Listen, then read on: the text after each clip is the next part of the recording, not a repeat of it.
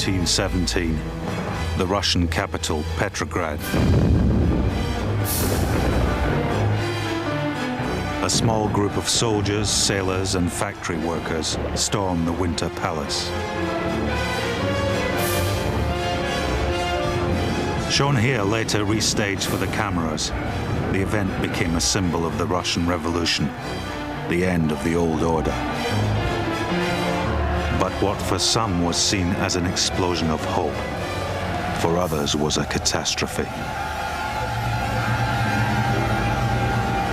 A great country has been taken over by crime and lawlessness. Outrages forced on a defenseless people. All honor, all duty stifled. Everything noble destroyed.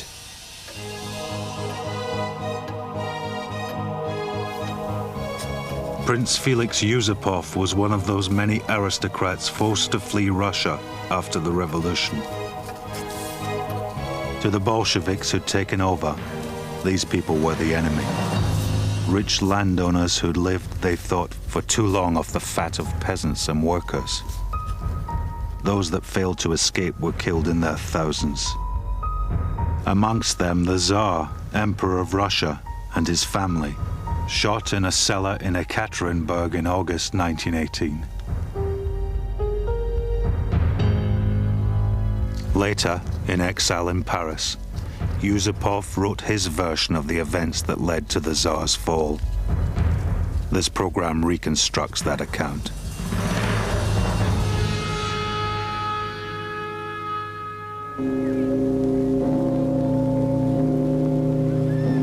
Central to Yusupov's version of the story are the Tsar and Tsarina themselves, Nicholas and Alexandra.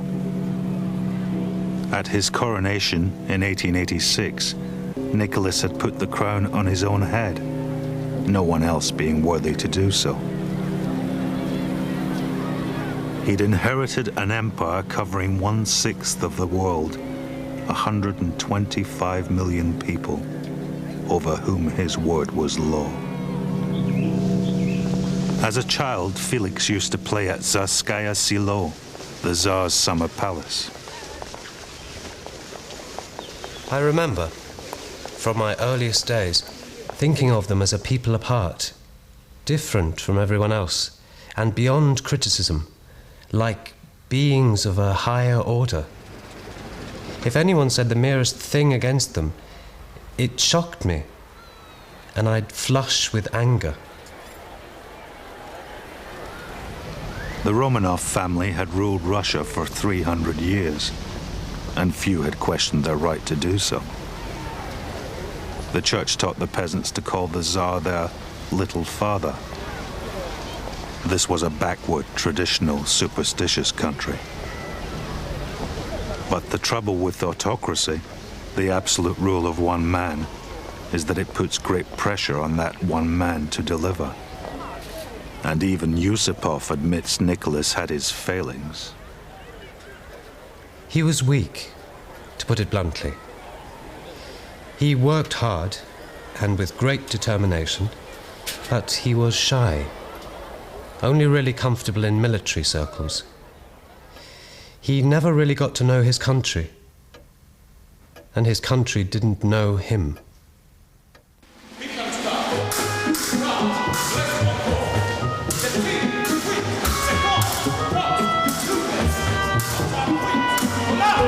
In 1916, 1 year before the revolution, Yusupov was training as an officer cadet in the Tsarist army.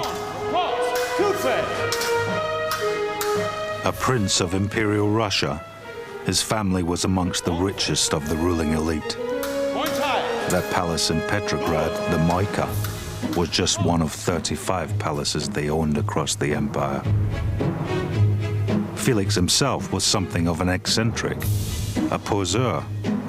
All his life he'd loved dressing up in outrageous costumes. But by 1916, married to the Tsar's niece Irina, he'd vowed to put his riotous youth behind him. Because to him it seemed already obvious some catastrophe was hanging over Russia. The bond between ruler and ruled slipping away.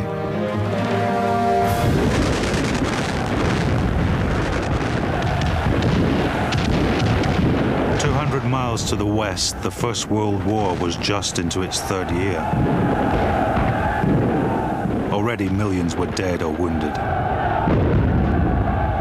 But just as damaging as the German guns were the stories doing the rounds of incompetent generals, of treason in high places. Morale, like the army itself, was being shot to pieces. It's not surprising. Riposte. We send them over the top without rifles. Coupe.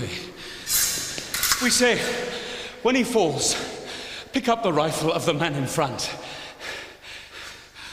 Or we give them rifles, but no ammunition. So what are they saying? They just want to be sure everything possible's been done for them. But there are rumors. I don't like to say it, Felix. I know how it hurts you when you hear ill of His Majesty. Yusupov was used to unquestioned respect being shown the ruling classes. Instead, it seemed they were becoming a laughingstock. People said they were out of touch, more interested in themselves than in the common soldiers fighting at the front. Even the German-born Tsarina was accused. People whispered she had divided loyalties, or worse, that she was a German spy. There was no truth to the rumors, but such disrespectful gossip hurt Yusupov deeply. He agonized as to why the people's trust in the ruling elite was ebbing away. And he found a scapegoat, someone to blame, in a peasant faith healer called Grigory Efimovich Rasputin.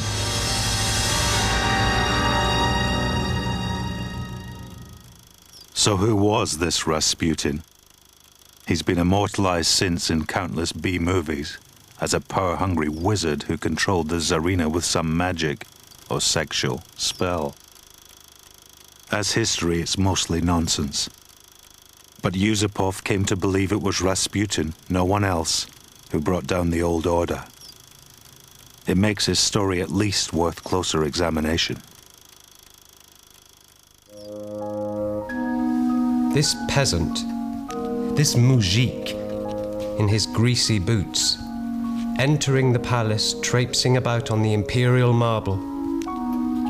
With those greasy boots, he trampled on the people's ancient faith in the purity and justice of the Tsar.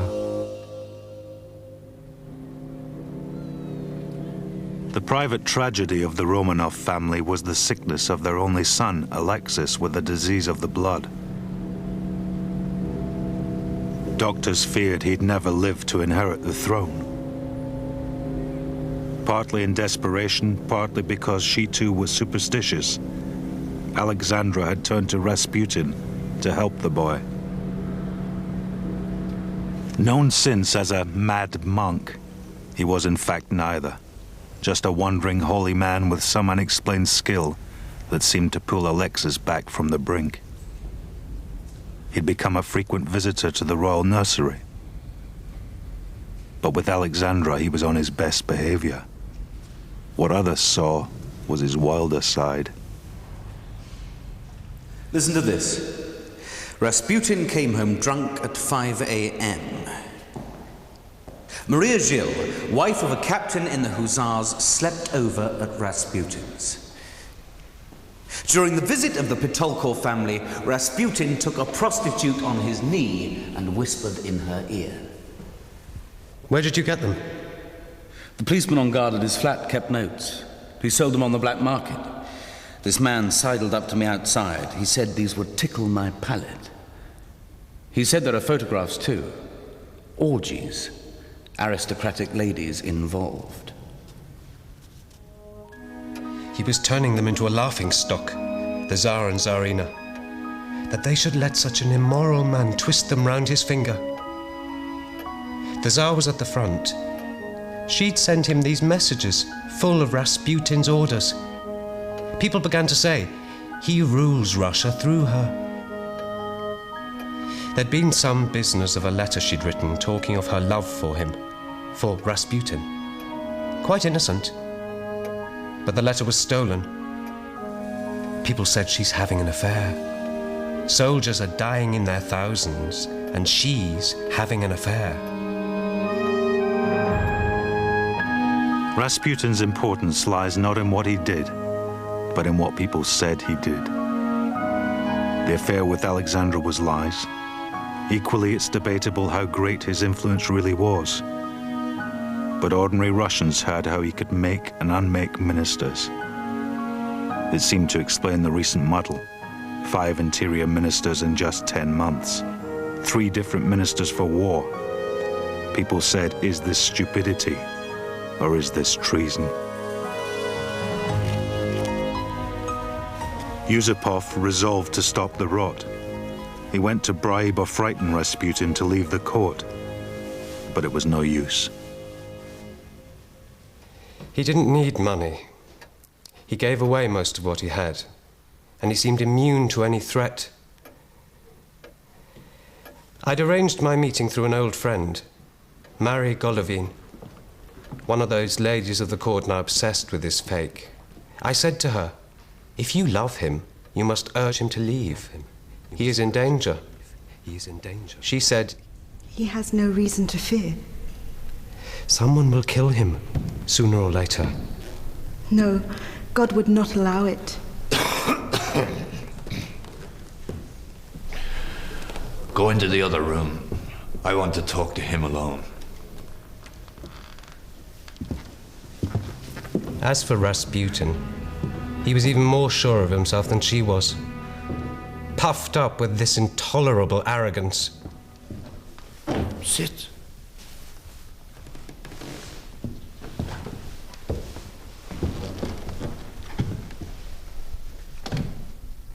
You shouldn't be afraid of me, you know. When you come to know me better, you'll see what kind of man I am. I can do anything. And if the Tsarina obeys me, well, surely you can. I'll be seeing her soon. I'll tell her you've been to see me. It'll please her. Maybe make you a minister. Would that amuse you? You think you can? Make me a minister? Oh, it's a simple thing. The Empress is very wise. With her, I can do anything. As for him, Nicky, well, he's a child of God. He ought just to play with the children or potter in the vegetable garden, not rule the country. That's a little difficult. And so we help him, with God's blessing. I can tell you, it almost made me physically sick to hear how this peasant horse thief spoke of the Emperor of Russia. To think this man stood so close to the throne at a time of such need. It seemed to me I had no option but to take extreme measures, to deliver Russia from this evil man.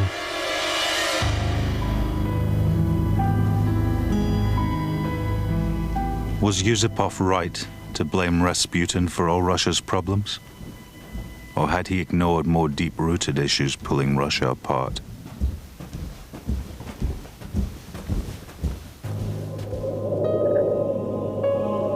Beyond the Moika, there had existed for centuries a gulf between rich and poor. Yusupov, with his private train, his theater, his oil fields, lived a life a world removed from the peasants that worked his estates. 50 years before, these moujiks had been serfs, objects he could have bought or sold, living only to work his land. Now serfdom was abolished, but still these people had little. They scratched the soil with wooden plows, grew rye and oats, lived on a diet of cabbage soup. In the cities, Russia's backwardness was just as obvious. Unlike in Western Europe, where 100 years of industrial growth had created a reasonably settled workforce, here industry was new and primitive. Unions were banned. There was no right to strike, no legal means to improve the atrocious conditions.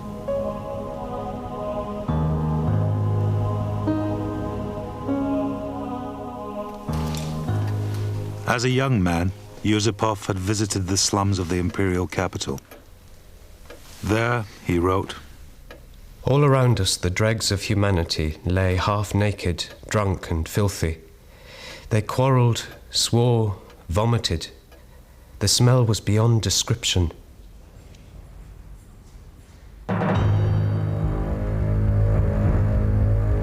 There were those that called for change. First, the middle class, keen for a voice. They'd been given a parliament, the Duma, in 1906, but it had little real power. Second, more frightening to the old order, a new breed of professional revolutionaries had emerged, struggling to politicize the peasants and workers. But for Tsar Nicholas, change was out of the question.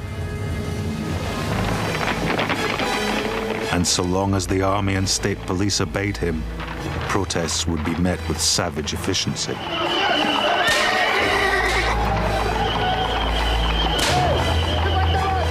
His opponents, if caught, faced death or hard labor.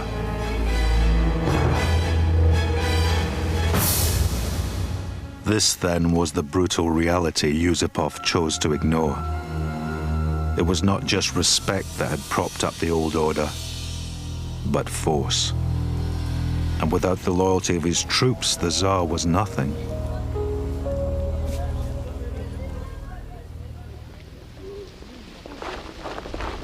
Three years of war with Germany had tested that loyalty to the limits.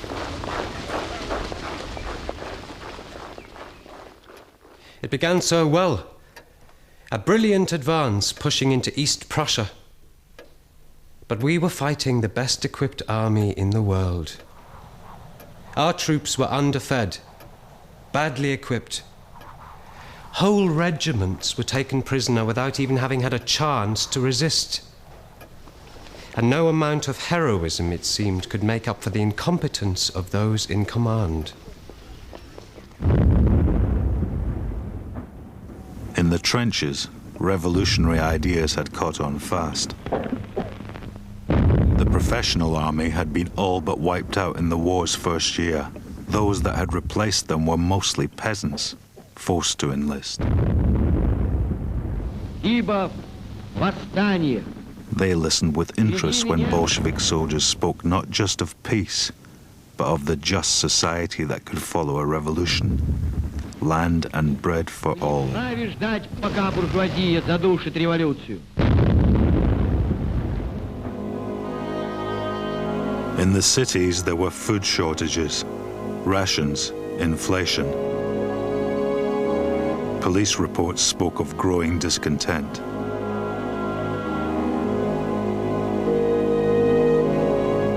To those suffering, rumors of Rasputin's corruption underlined the gulf between ruler and ruled.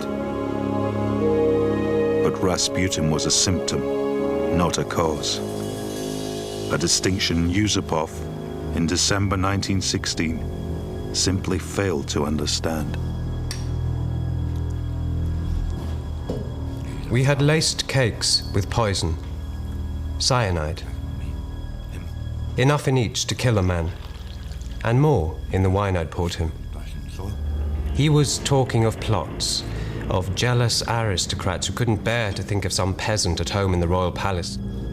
All the time, stuffing these cakes into his mouth. He was like a demon, the way it had no effect. So at last, I pulled out my revolver. He was looking at a cross on the table. He said, It's nice, nice. How much did it cost? and I said, keep your eyes on the cross, Grigori, and say a prayer.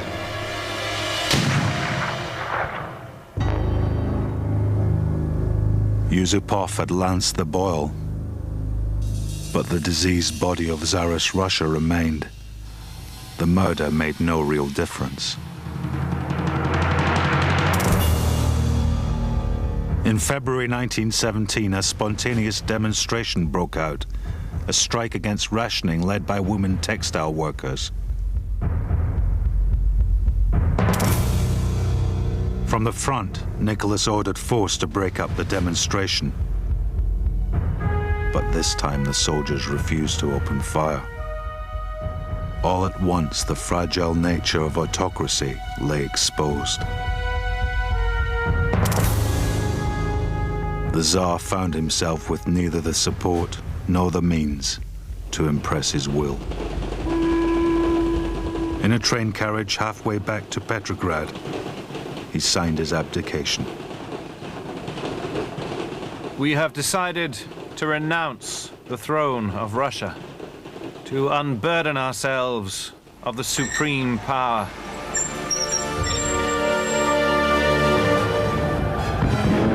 In the weeks and months that followed, Russia began to break down. The Duma, the parliament, set up a provisional government, promising to hold elections soon. But revolution could not be avoided. Workers' soviets or councils urged soldiers and workers to take power and property from factory owners and landlords. Across Russia, the rich found their estates pillaged.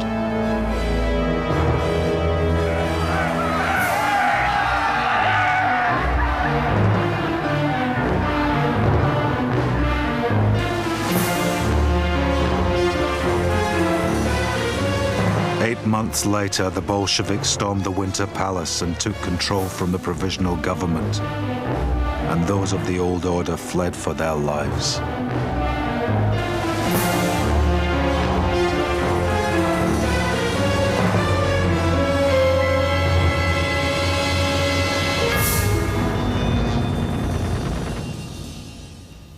For my part, the Bolsheviks came for me.